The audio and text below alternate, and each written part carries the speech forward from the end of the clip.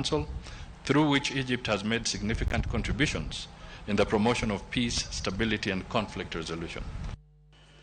Dulma kedo kod mibadhi pachoka EACC ochako timo nonro ewi weche maliekore mago mag yako lob jopiny e gwenge mago ma Kasagam County ma Kisumu.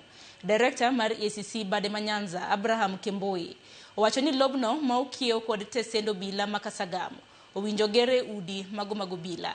County ma Kisumu ne oyang kaka achiel kuom counties kama lob jopiny iyako ka higa mokadho EACC noduoko e lwet sirikal lowo ma nengone derom siling milion 300.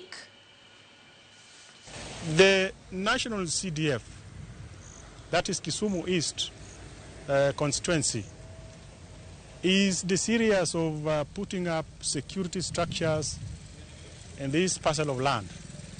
And that one cannot happen because of unscrupulous Kenyans who have decided that what belongs to Kenya should be converted to private hands for their own benefits.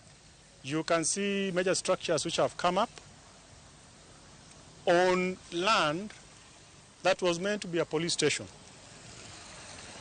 And as EACC, we shall invoke the law to ensure that those structures are removed. So all the land grabbers out there, if you own a title on a government land, please don't waste your time developing that land. Surrender the title to the government. Don't waste your resources because, you lose everything.